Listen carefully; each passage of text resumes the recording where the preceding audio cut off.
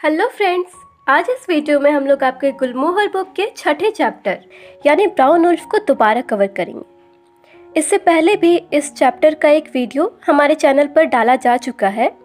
हालांकि उसमें वॉइस में कुछ प्रॉब्लम्स आ रही थी जो कि मुझे आप लोगों के कमेंट के माध्यम से पता चला, इसलिए इस चैप्टर की समरी को एक नए तरीके से हम लोग रिप्रेजेंट करने जा रहे हैं। तो आइए शुरू करते हैं इसे। इसमें मेनली 4 मेन कैरेक्टर्स हैं। पहले हैं वॉल्ट इरविन, दूसरी उनकी वाइफ मैच। ये कपल कैलिफोर्निया के सोनोमा कंट्री में रहते हैं। थर्ड है डॉग, जिसे ये कपल वॉल्ट इरविन और मैच वुल्फ समझते थे।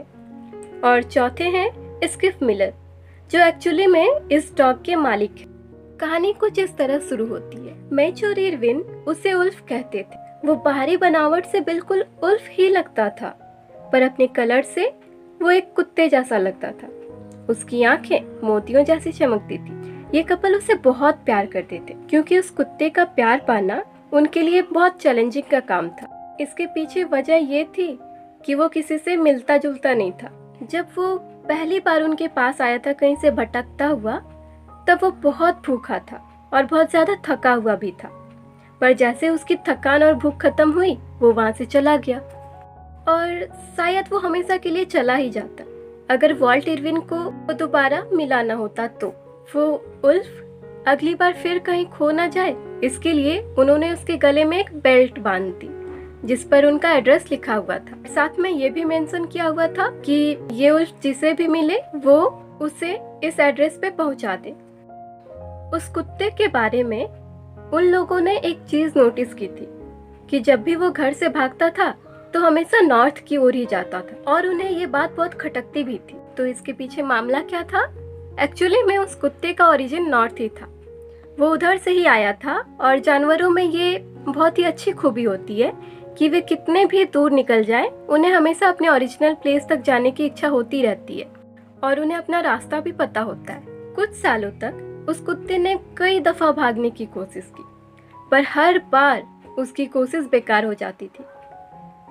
तब वह हार कर उनके पास ही रहने लगा, यानी मैच और इरविन के पास। अब आती है कहानी में ट्विस्ट। जब कहानी कुछ साल आगे बढ़ जाती है, सब कुछ बिल्कुल नॉर्मल चल रहा होता है। लेकिन एक दिन जब वे कपल मॉर्निंग वॉक पे गए थे, तब उन्हें रास्ते में एक अजनबी मिल गया। अब ये अजनबी कौन थे? ये अजनबी थे स्किफ मिलर, जो कि क्लॉन्डाइक से यहाँ सोनोमा अपनी बहन से मिलने आए थे और उनके घर का रास्ता ढूंढ रहे थे। ये कपल मिलर को उसकी बहन के घर का रास्ता बता देते हैं। जब वो वहां से जाने ही वाला होता है, तभी उसकी नजर उनके कुत्ते पर पड़ती है, जो कि उनके साथ ही मॉर्निंग वॉक पर आया था, पर वो थोड़ा पीछे रह गया था, इसलिए मिलर पहले उसे देख नहीं पाया था। अब यहाँ पे मेन बात तो ये है कि ये जो मिलर है, यही इस कुत्ते के असली मालिक हैं। अब आगे ये देखना काफी इंटरेस्टिंग होगा कि क्या वो कुत्ता अपने असली मालिक यानी मिलर को पहचान पाएगा या नहीं। और ये भी देखना मजेदार होगा कि मिलर अपने कुत्ते को कैसे पहचानते हैं और उसे अपने साथ वापस लेकर जाने के लिए क्या क्या करते हैं। तो बिना कोई सस्पेंस क्रिएट किए हम लोग आगे बढ़ते हैं। जैसे ही मिलर उस कुत्ते को देखते हैं, एक अजीब सा आश्चर्य उनके चेहरे पे आ जाता है। मिलर उस कपल से कुछ कहने के लिए अपना मुंह खोलते ही है कि तब तक वह कुत्ता उनके पास आ जाता है और उनकी हथेलियों को चाटने लगता है। ये देखकर वो कपल आश्चर्यचकित हो जाते हैं कि ये क्या गजब हो गया। जो कुत्ता कभी किसी को खुद को हाथ लगाने नहीं देता था, वो एक अजनबी से तुरंत इतना फ्रेंडली कैसे हो गया। और अब तक तो वो अजनबी भी अपने घुटनों के बल बैठकर उस कुत्ते के पैरों को सहला रहे थे। साथ ही उन दोनों से पूछते हैं, क्या आप लोग इसे उल्फ कहते हैं? लगता है काफी टाइम से इसने स्लेज नहीं खींची है, क्योंकि उस डॉग के पैर काफी मुलायम थे। स्लेज का इस्तेमाल बर्फीले जगह पर सामान या सवारी ढोने के लिए किया जाता है। फिर मिलर उनसे पूछता है कि कितने वक्त से आप लोगों के साथ है। मिलर अपने सवाल कर ही रहा होता है कि तभी अचानक से वो कुत्ता भौंकने लगता है।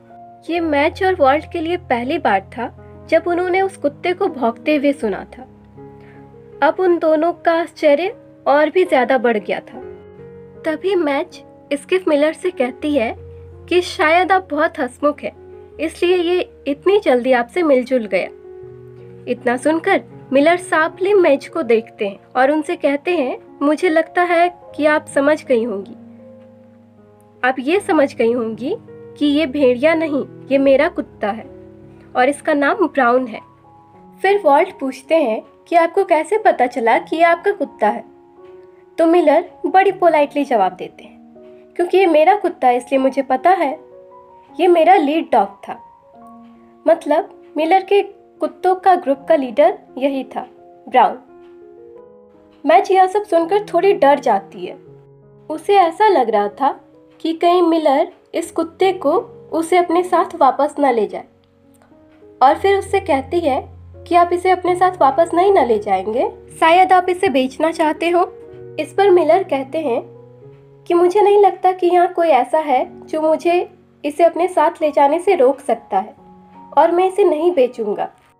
अब तक मेज थोड़ी होपलेस हो चुकी थी, फिर भी उसने कुछ सोचते हुए मिलर से कहा कि इस कुत्ते का क्या, इसकी भी तो अपनी चॉइस होगी। फिर इसी बात पर उनके बीच में एक डील होती है कि मिलर यूजुअल वे में उनको बाय बोलकर अपने रास्ते चलता रहेगा, ताकि उस कुत्ते को कोई शक न हो कि वे सब ये गेम खेल रहे हैं, और मेज या वॉल्ट डॉग को नहीं रोकेंगे कुछ भी करने से। साथ ही मिलर भी उस कुत्ते को अपने साथ आने के लिए नहीं बोलेगा।